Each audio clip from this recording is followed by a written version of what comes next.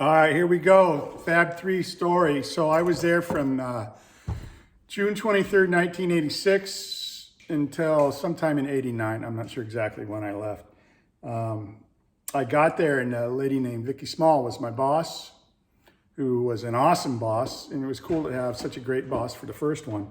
But she wasn't there the first week when I got there. And they basically just handed me a manual for a thing called RS1, which was a tool to do, it's kind of like, almost like Excel, before Excel was around, that ran on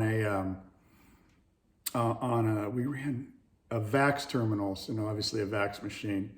And so I just studied that well, obviously for the first week, and I kept studying it, but it was kind of key. And I'll come back to what went on after RS1 first, but I wanted to get this in there before I went into my work. Was that Fab 3 was a great place. When I got there, Chuck DeHont, who I'd mentioned in the last video, he was gone, I believe. He was already gone.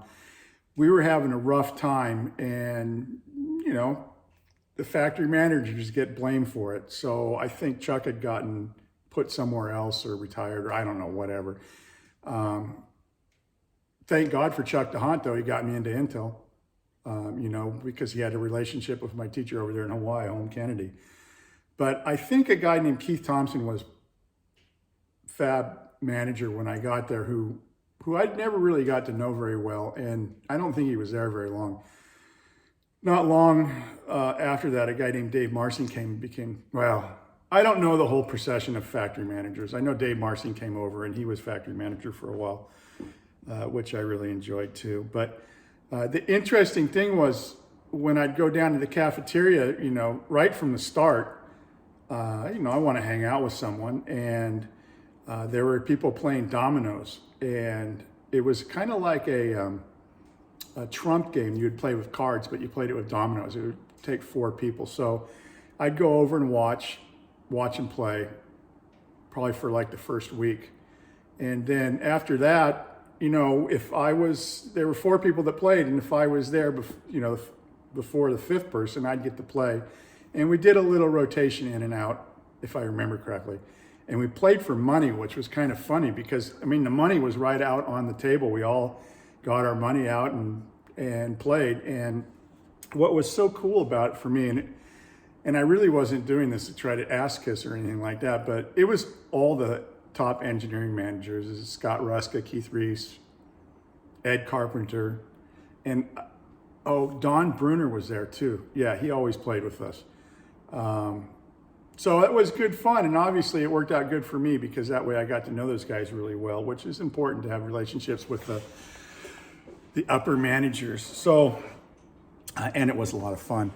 I'd want to get, I couldn't wait for lunchtime. I mean, it was just so much fun. It was, and you know, later on I used to play basketball or other things at lunch, and I had the same thing where I just couldn't wait for lunch, but that was what I did at Fab 3. I played dominoes, and still to this day, I'm trying to figure out how to get 4 people to play dominoes with me because it was so much fun, but it just never worked out.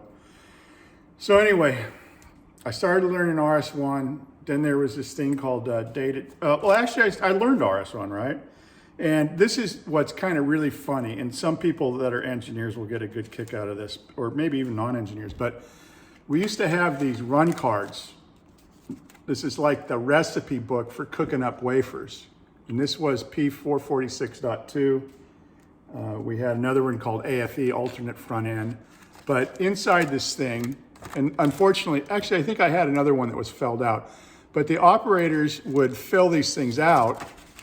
And, you know, this is the 072 layer, which was the bottom, basically. We put in the isolation areas. And the operators would write what machines the lot went through. So this thing traveled around with 25 wafers going through the factory. And the operators would, with a pin, would write on here, you know, different things. Like on this one was what stepper machine. So they'd write down the machine that it was. They'd put their initials in there so you could tell which operator did it. And then on a lot of these things, there would be measurements. So like on this one, there was a well, let's see, here's a good one. well, develop check. They would measure like how wide the lines are after they develop the photoresist. And anyway, they put all the data in here. And what's funny is that when I first got the Fab 3, and some people will think how crazy this is, but I used to go down and we had a big file cabinet. And so when the lot was done and it got out to where we would do the testing on it, someone would grab the run card and put it into a file cabinet. Then I'd go get the run card and I'd get a stack of them. Like I'd be carrying like a box of run cards.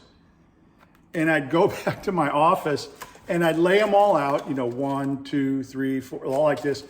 And I would actually write down all the data on a piece of paper. I don't remember if I wrote it down or I typed it in the computer, but somehow I actually looked at every one of these and translated it into the computer. This data wasn't even going into any computers at all at the time. This is 1986. And I would use the RS1, which was a primitive Excel spreadsheet, to try to figure out, if it went through machine, 2 at the 072 layer, when it got to the end of the line after it went through 100 other machines, was it yielding or not, good or bad? Which obviously is hard because there's 100 other machines that could impact it, and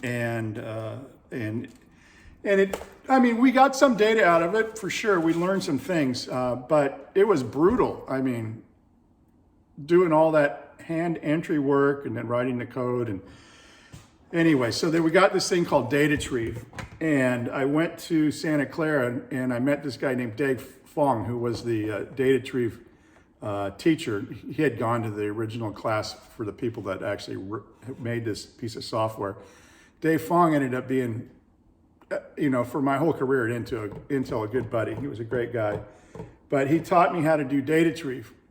And here's the crazy thing, is then we started putting all the data in, and I was making sure all the data went in. I was driving people hard to say, you got to get the data in there, because there's all, you had these people that ran the computers, and they would have to get these files that would, run through some DataTrieve software to stuff all the data into the database. And then I would take it all out. And I swear to God, I was the first person ever that sucked the data out of the Fab database and actually started just looking at everything. And then when I was using DataTrieve and RS1 was kind of a funky, not a very good tool. It was very cumbersome. It wasn't powerful, let's say. Intel bought us this thing called SAS, and SAS was a flipping incredible piece of software. You could basically, I knew every machine that a lot went through. I knew how, what the measurements were for the final check CDs. We would do e-tests at the end of the line to see how transistors on those wafers behaved, and then we would sort them. And all that data was in the database. No one had really looked at it, like correlated things together. And I just sucked everything out. And at first I was like, well, what should I do? And then it took me about a couple days, and I just said, forget it. I'm just gonna do everything against everything. Said, I'm not thinking about this stuff anymore. I'm just gonna suck it all out and just see what correlates. And SAS had this thing called proc correlate, and you would, do proc correlate, put in all the variables, and it would just do everything. I could get 1,000 different correlations done with one command. And then I would sort it by the correlation factor. And then the stuff that correlated well would pop up to the top. And then I'd make graphs of not all 1,000 things, but maybe the top 10 correlators for each category. So I actually, at the end of the day, I did have about 1,000 pieces of paper every day that I was looking at. And my thumb, from looking, because I would print those things out first thing in the morning, because this whole thing would run overnight. And I'd be going through 1,000 pieces of paper like this, pulling out the ones I thought were important, going to the photocopy machine, photocopying shit and taking it to a meeting that happened every day, at 7:30. It was just, anything that actually physically was related and there was a correlation, the software found it. And what was cool is, I mean, I just thought I was doing my job, but to be honest with you, well, let's put it this way, people really appreciated it. And I had 3 of the 4 software packages that we really were the main ones that we used to improve the yields at the factory. Maybe not necessarily run the factory, but to improve the yields. And they were very powerful things. Unfortunately, Intel made a boneheaded mistake a few years later and removed SAS out of the company because I guess it was costing them too much. They bought a different software package from some company that was like a Silicon Valley startup probably. It was a piece of shit.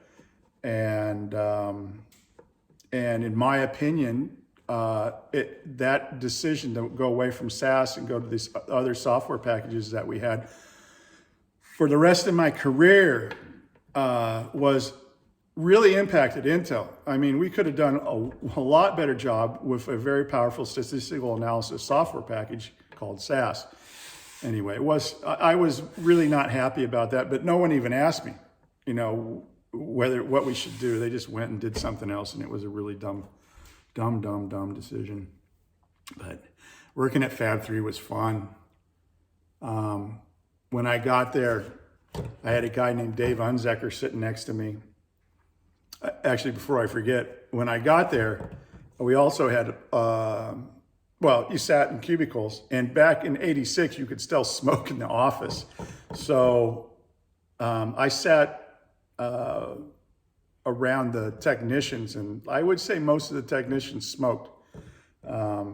And I don't know, about maybe 1990 or so, we made a rule that you couldn't smoke in the office area. And boy, they weren't happy at all, you know. They weren't happy that they had to go out on break and take a smoke break, but that's back in the day. Anyway, so I show up and I had this guy named Dave Unzecker sitting next to me. And it was the first week while Vicky still wasn't there. And I said, hey, Dave, you know, like, what's the hours here, you know? And he goes, yeah, you can show up anytime before 8 and you can leave anytime after 5. It's completely flexible. And I was like, okay, I got it. And of course, he laughed, but I mean, that was the way it was back then. We even had the late list when I joined it at Fab 3, which was if you showed up like 5 minutes later more, you had to sign your name on the way in. And I don't know exactly what the rules were, but if you got a couple of those, your name on there a couple times, you were in trouble. And they didn't mess around, man, back in the day. They also had a rule that you couldn't sleep anywhere on campus. I think they said it's some sort of safety rule, but I mean, we actually had a person go out to their car at lunch break, go to sleep, and they got fired. Which, I mean, it's just like, come on. I can't even believe we were like that back then. So,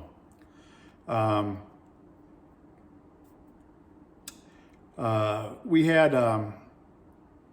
well, when I got to Fab 3, let's do this one. When I got to Fab 3, the diaper wafer was 3 diaper wafer. Out of a wafer that had like 54 spots. I have one little trinket left from Fab 3. This is I forget, well, it's a mask, obviously. This was projecting the first layer of, let me see what product this is. The C286 onto the wafer. So what we would do is put this above the wafer, a light would flash above it, the wafer would have photoresist on it, and then the photoresist would get exposed, just kind of like you're transferring a picture onto a piece of paper or something like that. But the photoresist would get exposed, then we'd put some chemicals on it, which was, what we called developed it with some chemicals. The resist would go away wherever the light didn't hit it. There was positive and negative photoresist, but anyway, the resist would go away, leave the pattern in the wafer, and then we would actually, on this one, the 072 layer, we would, let's see, we would do a tip implant.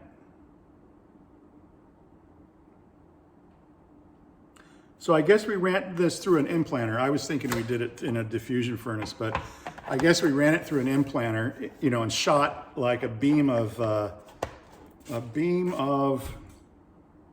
phosphorus at the wafer, and the phosphorus beam, the phosphorus would actually shoot down, hit the wafer, and go into the silicon lattice, and only in areas where the photoresist was, right? Because if the photoresist was there, it would stick in the photoresist.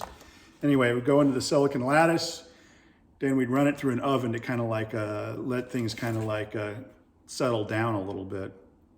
920 degrees C. Anyway. Okay, so I forget where I was going there, but we were at 3 die per wafer. Not long after I got there, and I can't take any credit for it. It went to 6 die per wafer. I don't even remember what we did, but it was like almost immediately. But we were not making enough 386s at 6 die per wafer. We were trying to sole source the 386, and we did sole source the 386. But, you know, we weren't making enough. Customers were mad. We were worried that somehow we were going to get forced, or at least our management was telling us if we didn't get our shit together, we were going to be forced to second source this thing to AMD, and then we were going to lose a lot of money. And we didn't want to lose a lot of money because, you know, all the people there had stock options that get granted to you when you work at Intel. And at the time, the old timers, because everybody that, like I was obviously the newcomer, and everybody else had been there at least 2 years, and most people had been there 10 or 15. And boy, those guys had some stock options that were worth a lot of money. So they were very, very motivated that way. And, you know, it didn't take much for me to be motivated, so I was motivated too. But we were at 6 die per wafer, and it was going nowhere. And we made a bet with, I think it was Keith Thompson, he was still the fab manager, that we needed to get to 10 die per wafer, and we needed to do 10 die per wafer for 4 weeks in a row.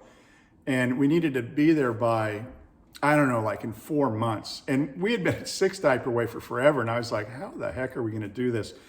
And if we got there, we got a big party, and it was going to be out on the Delta at this mansion, and there were I won't spoil it. So it was going to be on the mansion. It was going to be a big party, like lots of money. Back in the late '80s, we probably spent like at least 50 grand on the party. It was a big one. So we get going, and we finally found this defect. It was the most famous defect at Fab 3, which was called the forbidden gap. And when we did the 386, it was 2 layers of metal. So you'd put 1 layer of metal down. So there'd be like let's say a little hump here. Let's say the wafer is like this. And then there'd be a layer of metal running along this way. And then there'd be another layer of metal right here, let's say. So kind of running in and out like that. And then we'd put a dielectric over it, and the dielectric would kind of conform to the metal. And these days, what the silicon guys do is they actually put the dielectric down really thick, and then they just grind down so that it ends up, the dielectric between the metal layers ends up nice and flat. But I couldn't even, we weren't at that stage yet. When I heard that people were going to grind the dielectric down and flatten it out, I was just amazed that we thought that we could do it. We did it, no problem. But back then we didn't. So we had, the dielectric was like bumps, you know, like if you put a blanket over 2 people, it would be kind of like this, right? And the problem was that the way the design rules were is if you had the lines far enough apart, the bumps would come and then it would settle out, right? So it wouldn't be like this. And if you had the 2 lines really close together, let's say there were 2 people really close together, it would just kind of come up and down, right? There would be no dip in the middle. But the problem was when you had it just the wrong distance apart, it would come up and then do this big deep down and then back up. And it would make this little cup. And then what happened after we put the dielectric down, made the vias and all that, is we'd put another layer of metal down, and that second layer, because there was 2 layers of metal for the 386, the original 386 anyway. And when you put the second layer of metal down, it would actually get into that cup, and then you couldn't get it out. And what was weird was that we didn't realize at the time is we made the lines close enough together when they're running that we had design rules, right? So they ran close enough together so the blanket would just kind of go over both the bumps, right? But what happened was when it turned a corner, then, you know, everything turns, and that little gap right in the corner there goes up from, let's just say, like the distance between the two lines was 1. In the corner, the distance between the two lines is like 1.4, and it puts it right into the forbidden gap. And what we finally found after staring at this thing, because we didn't take into account the corners, was that we were getting metal down into these cups and we couldn't etch them out. And they were hard to see. It was kind of cool because one of the technicians that worked for me, her name was Anne Marie, actually spotted it. She would just sit down and stare at these wafers trying to figure out what was going on, because we didn't have very good tools. Our SRAMs didn't have this particular metal lines at a 90-degree right angle in it for some reason. We didn't get it with our SRAMs, so someone just had to stare at this dang thing to figure it out. And anyway, we called it forbidden gap. So what we did was, when we turned the corners, what we did to fix the problem, we made the dielectric a little thicker immediately, which helped things out. And then when we turned the corners, instead of going straight up and straight like that, at the corner, we had the metal line just kind of, we had little notches in the metal line, so it wasn't just straight up, straight like that. They had kind of came up, so it came up and then over and then like that. And that one got us to 10 die per wafer. And we actually won the bet on the last 4 weeks. I mean, it was like, like I said, it was like 4 months away. And we got to the point where we were still at 6, and then we made all the changes, including the mask changes. Then here come the wafers with the new mask for metal 1, I guess it was. And all of a sudden the yield popped up to 10. And we won that party, and it was a good one. So one more story, and then I'll end this thing. I forgot what story I was going to tell.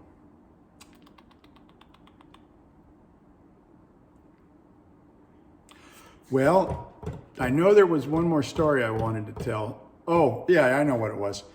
So then we went to 10 die per wafer, and actually after we got to 10 die per wafer, it didn't really change much. It just stayed at 10, and the pressure was still on. Pressure's on, pressure's on. Oh yeah, and then we started the 386 up on a process. The 386 was running on 446, right?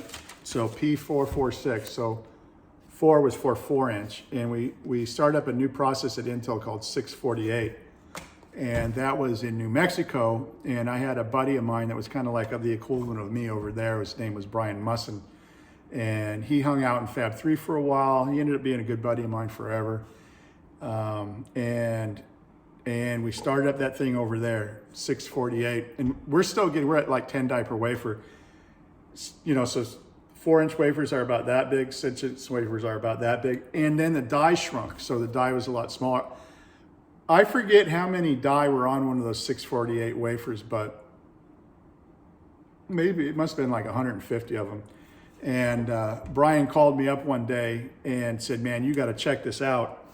And I think I had to run down to the Trillium machine, which is our tester. I think that they were the ones that were kind of network good, so I could network into New Mexico and actually see what was going on. And they were sorting a wafer, like one of the first 648 3D6 wafers.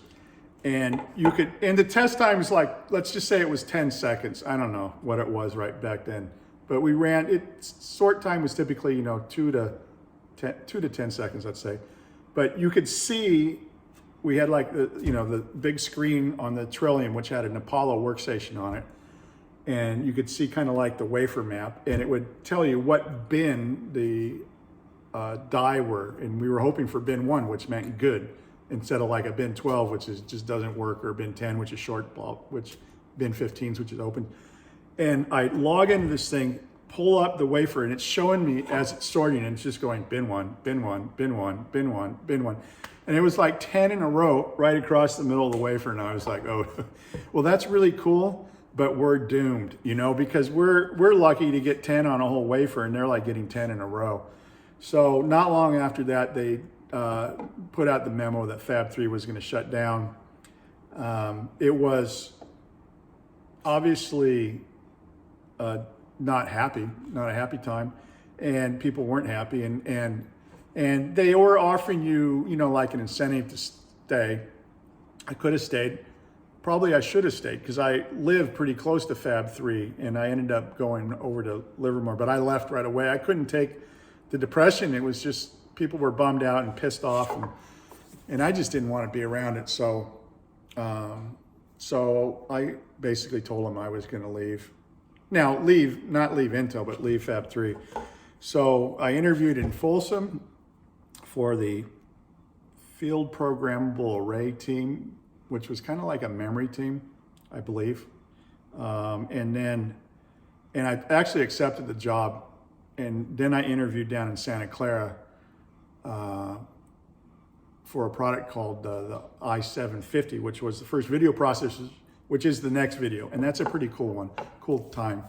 And unfortunately, I had already accepted the Folsom job, so I had to tell them no, I don't want that one, which was kind of a bummer. That was one of my mistakes I made, right? You never accept a job before you've checked everything else out. So, but I got the job down in Santa Clara as a divisional product engineer, which I'll explain next time. Working with my good buddy John Dudek and my good buddy Tony Roydy and Shushank Gupta and Chuck Korstad and a few Hazardy. It was a good time, and I'll tell you about that next time. But that's Fab 3, 86 to 89. We had a lot of great people. We had a lot of great parties. Holy Toledo, that place was on fire. Like nothing else ever at Intel, as far as the parties go. Maybe it has something to do with me being the youngest I was ever at, but yeah. We used to just, they told us that we couldn't drink on campus, of course, right, with all those other rules. We used to just walk out of the parking lot and stand on the sidewalk, just like a foot from Intel, and drink. Drink, sometimes it was champagne because we were celebrating stuff, right? So it seemed legit. But yeah, it was a good time. We had a smorgasbord place right next to us that you could smell inside the factory all the time. That after you work next to it, you never ate there again. I used to eat there all the time before I started working at Intel, but it didn't smell good after a while. Anyway, I guess that's it. Fab 3 became an environmental waste dump. Not really. I mean, it was on one of those lists of most polluted places in the country, and I don't really know. I never saw them clean anything up over there. I don't know if the building's there anymore. Anyway, it was a good time. A lot of great people. Good introduction to Intel. Actually, I'll tell one more story, bonus story if you're still hanging in there. That was a lesson, lesson in life, right? And those are probably the good stories to share here. Is when I got to Fab 3, I did all that RS1 data tree SAS stuff, and I was doing it, and I was finding all kinds of things. I mean, all kinds of stuff. And it was maybe 6 months after I got there, and Vicky sat me down, and she says, you're doing a really great job finding all this stuff, but once you find something wrong, you own it. You own it. You got to make sure that it gets fixed. And I'm like, geez, man. I said, well, the first thing I said to Vicky was okay, I can do that. I can do it. I can own stuff. I'll own it. Yeah, that's fine. But boy, I was just like an RCG, recent college graduate. And these guys that I was telling they were having problems were, most of them were people that had probably been there for 5 to 10 years and they knew what was going on. But anyway, I was in charge, and that's the thing in Intel, and it was a key lesson, right? If you find something out that's wrong, you own it until it's right, even if it's not yours. You just own it. You just bug the people to fix it. And the smart guys, like a guy named Rick Paulson, who was one of my favorites ever. He was actually my boss 10 years later. he would come to my office in the morning. He goes, Rick, what do you got for me? You know? And because he wanted to get ahead of it. He wanted to know what I was going to publish, you know, like, because he was, I think him and Ernie Waterman were doing the sputter machines. I don't remember really, but he had some of the machines that were causing some of the problems on a regular basis. And so he wanted to know what was going on, how things were working. He would make some changes to the machines and he'd want to know from me whether it was helping or not. And that was, to me, the smart guy. You know, other people, we had another person name I won't say, but the dude, he had machines that were causing problems all the time too. And he would never come visit me. He didn't want to hear me at all. And when I walked down to see him, I'd say, hey guy. He'd look at me and the dude would turn red. He'd be all mad. He goes, you know, I knew what he's thinking, not you again. You know, he's like, hey man, this machine right here is causing a problem. And in his machine, to me, there was no doubt when I knew that it was his machine. Like it wasn't just random luck, you know, or just some confounding sort of thing. It was definitely his machine. I could figure that one out. And boy, that guy just got so mad. He would steam.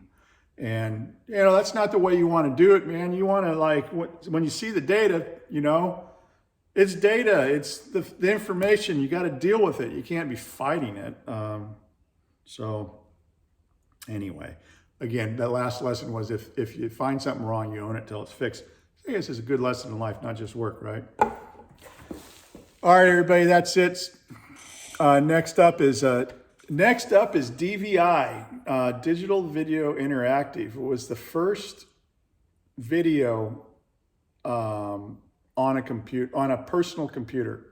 We'd started doing video processors so that we had enough juice in the processing to actually process video and get it to show up on a computer screen. So that was kind of cool. And I'll get to tell you an Andy Grove story on that one. See you guys.